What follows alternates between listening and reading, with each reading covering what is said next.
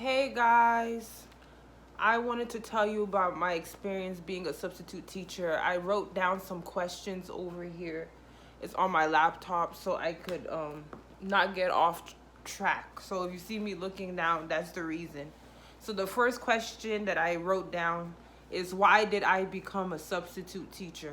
So I became a substitute teacher because I wanted to try another woman dominated profession to see what it was like. Like, that was my mind process. I wanted to give back to my community and share my wisdom. I wanted to treat people how I would have wanted to be treated when I was a student. Let me tell you guys, my teachers used to bully me. I am not exaggerating.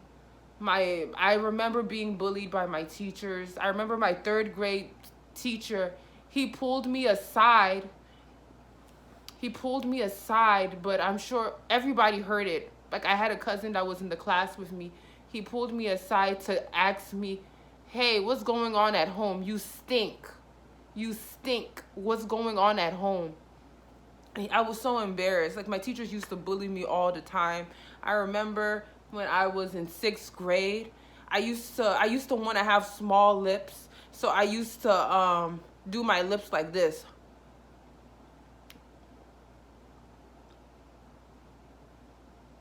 And I used to sit in the class like that. And I guess the teacher thought that I was chewing gum.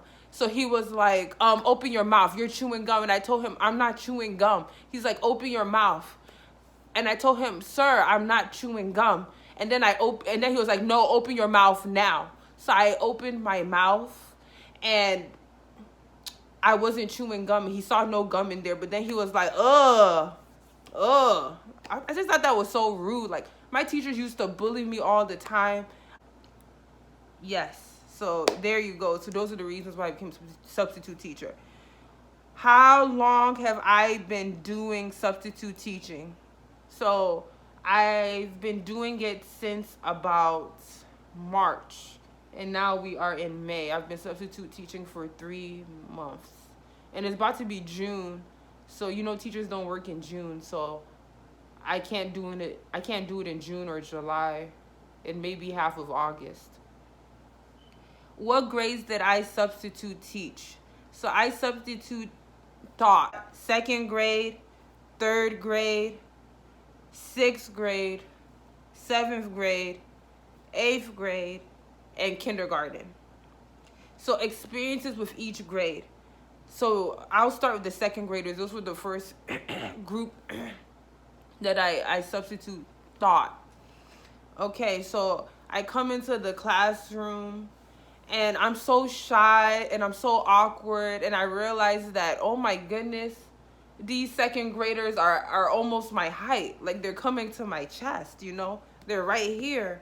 And then I come into the classroom, I'm looking around. It looked chaotic. I come in there. The teacher, she's wrapping things up, and then she just leaves me in the classroom. And I think I saw a couple of notes. I had to go pick the students up from lunch, and then I had to line them up and take them to Spanish class and all these things. Take them here, take them there, single file line. Honestly, it was a lot of screaming. It was so much screaming. Like, if you tell them something soft, I had to put 3 students. The teacher gave me names of students who needed to be in timeout. So I put all those students on timeout for 15 minutes. One of the students, he went. The timeout was over. He went, and allegedly, after he got off timeout, he punched another student in the face. I was shocked. I couldn't believe it. I said, like, another students came to me and they were like, Miss Hall. I don't remember the student's name. Jacob punched me during recess, and I was so confused because I was like, Jacob punched you during recess, but Jacob had timeout. And then he was like, yeah, but after timeout, he went to go punch me. And I was just so shocked, But I was so overstimulated that I really honestly could not really give the students that were left behind the attention that I wanted to give them, because the bad kids were so distracting. One little girl accidentally punched another girl in the stomach while they were waiting for the school bus. And I asked her, "How do you accidentally punch her in the stomach?" And I just couldn't believe it. And she was crying and she wanted to go to the nurse, and I said, "You can't go to the nurse because literally the bus is outside waiting for you, but tell your mom, okay? Let your mom know." And then at the end of the day, I wrote a list for the teacher of the students that were bad. I was like, "Okay, you're going to have to put Jacob on timeout tomorrow. He did this. Amanda did this. Sammy was rolling on the floor for no reason." I just snitched on them because I was like, this behavior is unacceptable and somebody needs to hold you accountable. But I'm too overstimulated and I'm just trying to make sure no child gets missing. So that was my experience with second grade. Okay, let's go to my next experience. So sixth grade. Sixth grade. So with sixth grade, I thought physical education. So sixth grade, eighth grade, third grade, and kindergarten, I did physical education with them. The sixth graders, they were okay. I really liked them. Actually, I really loved the sixth graders. The only issue was a fight broke out, and it took like me and 5 other kids to hold this student down because the other student was antagonizing him and instigating, and it was over dodgeball. We were playing dodgeball, and I would recommend not playing dodgeball because the kids get very aggressive with it. I think one girl twisted her legs or something.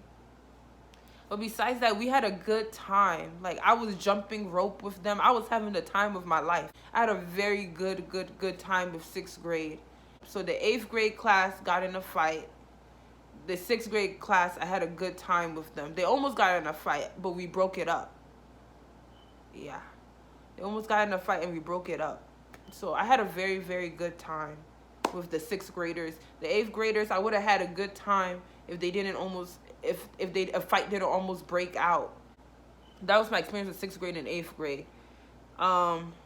Third grade, oh my goodness. So this school that I picked where I was a physical education teacher, it's a charter school, and I purposefully picked a charter school because I thought, oh wow, it's a charter school. These kids are going to be good. They're going to be so good. The third grade class, there was a little boy that looked different in the class with a very distinctive shaped head. And this little boy was not doing anything. He was just standing there minding his own business. And then these group of boys, they would pick on him. And they would say he's doing all this stuff that he wasn't doing. And I was so confused. Like, at one point, they literally said, "Miss Hall, Jacob is being annoying. Miss Hall, Jacob is doing this. Miss Hall, Jacob accidentally touched me, Miss Hall." And then one of the group of boys came to me and told me, "Miss Hall, he's calling us a good boy like a dog." Okay, here's my thing. So long story short, Jacob was defending himself, in the best way he knew how, by saying good boy to them, like they're a dog, because they're all following the leader. All of them have come together and ganged up on him. So basically my response to the little boys in this situation is, you guys separate, you guys give him space. I'm going to keep Jacob right here, and you guys move over here. And then the little boy is like, "Well, Jacob better watch," one of the little boys was like, "Jacob better watch himself or me and the gang, we're going to jump him." And I'm like, what? Gang? I was so shocked. I was like, this is third grade. What do they know about jumping and what do they know about gangs? I was so shocked. He said, yeah, Jacob better watch out or we're going to jump him. Me and the gang, we're going to come out. We're going to come together and jump him. And then one of the other little boys was shaking his head like, yup, that's right. And I was so shook. This is third grade, guys. I couldn't believe it. I purposefully picked this charter school because I thought this was going to be a safe space. I thought I was setting myself up correctly. So I separate those kids out. I put one of the boys, the captain of the gang. Yeah, so at the end of the day, I escorted them back to their classroom. And then I went to their third grade teacher. And I said, okay, let me show you. Let me show you. That one right there, that one. They said they're going to come together in a gang. And they're going to jump Jacob. And because Jacob called them a good boy like a dog. 1, 2, 3, they said they had a gang and they're going to come together and then they're going to jump him. So I let the teacher know so she could fix that. You know, as a substitute teacher, I can't really follow up on this. So I'm snitching. And I was literally in the classroom like, this one, that one over there. Yup, him, that one right there in front of them saying this. And at the end of the day, I was sitting down waiting for my ride. And I saw that little boy, and I heard him whispering to some kids behind him. And I think he was saying that he's going to come and get the gang, and they're going to jump me too. So I can never return back to that school ever again because I don't want to be jumped. Okay, so that was my experience with third grade. Kindergarten, oh my goodness. They cry too much. They really cry too much about everything. And I don't want to be responsible for a kid's bad memory or something. So I was really trying my best to accommodate them the best I could. But it got too much to the point where it was like, please. I was over here trying to teach kindergartners life lessons. I'm like, sometimes, Sally, you can't always get what you want. You have to use your words. If you don't use your words, nobody's going to know what you want. Okay? You can't be crying all the time. You can't be crying. You know, so it was like that. But kindergarten wasn't bad. They were potty trained. Thank goodness they were potty trained. Because I didn't want to be accused of anything that I didn't do.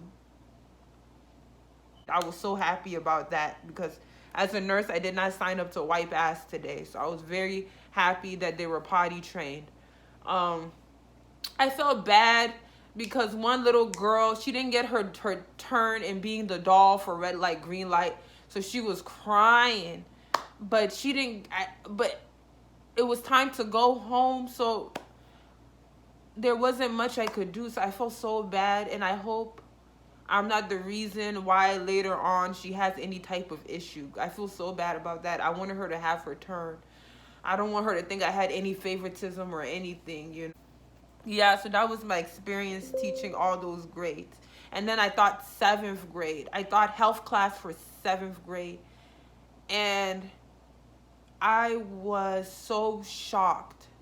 I was so shocked because I give these kids assignments and I'm just reading the assignment. Like, I'm reading the assignment. Your teacher wants you to do this. Your teacher wants you to do that. And I'm just walking around the class, you know, trying to look like a good substitute teacher, you know. And, like, you know, they're supposed to do, like, a nutrient map with protein, carbs. Like, where can you find protein? You can find protein in meat. You can find protein in beans. So I'm telling this one kid, I'm trying to help him finish his nutrient map before the period is over, before the bell rings. So I'm trying to help him. So I'm like, oh, you can find protein in beans. Write that down. Write that down. So he's writing it down. And I'm starting to realize, I think this kid can't spell. So he's spelling beans, B-E-E-N-S, beans. So I'm like, no, that's not really the way you spell beans. Long story short, 2 students from 7th grade could not write properly. Like, they were writing like they were writing like they were in like kindergarten. Like, it was kindergarten handwriting. Like, you know, like how like when you get to 1st grade, by that time your penmanship should be smoothed over and everything should be like smooth, like smooth. Like the handwriting was like shaky, and I was so confused basically because I'm like, how do you get to 7th grade, 8th grade, and you can't write properly? And not only that, but you can't spell bean.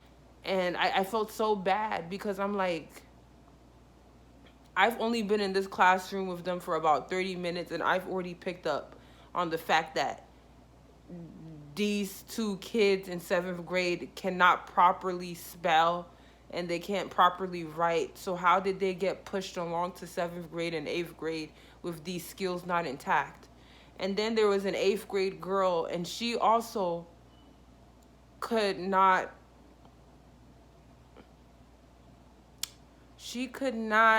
I don't want to say she couldn't read or write, because I believe she could read and she could write. So I was reading her, they had a poster on why opioids are bad, and I was reading her poster, and I was like reading it over and over and over, and it just wasn't making sense. And I pulled her aside. I didn't really pull her aside, but I just told her, hey, this is not reading well. Like, can you rewrite it? And she's like, I don't understand why you're saying it doesn't read well. Because I literally copied it from this paper right here. So she pulls out a piece of paper with everything that she was supposed to write on there. And I'm like, first of all, number one, you're not supposed to plagiarize. You're supposed to, anything that you read, you're supposed to write it in your own words, or you can get in big trouble for that. So you can't plagiarize a sheet that you saw word for word without quoting. That's plagiarism. So I had to let her know that. Second of all, how are you writing word for word from this paper and still when you wrote it down, it's not making sense and you use the wrong grammar, you use the wrong spelling? Like, I just don't understand how you can copy word for word this information and you copied it wrong when you literally have a paper showing you everything you're supposed to write. So I was so confused. And I didn't want to pick on her, so I just was like, you know what, I'm just going to back off. Their normal health teachers should know this. And if I'm picking this up in 30 minutes, I'm sure their parents should be able to pick it up. So I was very, very appalled by, I really feel like it's the parents not doing what they're supposed to do. Because if I'm able to pick up that these kids are not reading and writing and spelling the way that they should be when they're in 8th grade, 7th grade, I'm sure that they should be able to if they were paying a little bit of attention. I know times are hard right now, but these kids did not ask to be here, and you have to give them the best chance that they can get in this life. I'm just very disappointed in the parents. I don't even blame the kids because they're kids. You know, they'll get away with what you let them get away with. So my overall take on substitute teaching is very neutral. So they pay me $160 for 8 hours. Regardless, if you do 8 hours, you're going to get $160. If you do 4 hours, you're going to get half of that. And then also remember that taxes are taken out of that too. So you're not really going to see the full $160. It's probably you're going to get $120. So that's just something about the pay. But my overall take on it is neutral. I don't really care about the pay because I wasn't really doing it for the pay. I was just doing it to see if this is something that I could transition into. And I was just doing it kind of my way to give back. My take on teaching is I feel like the teachers have their work cut out for them, because how are you supposed to really teach kids when the bad kids are acting up and distracting the whole class? Like, how? Thank you for watching. Like and subscribe.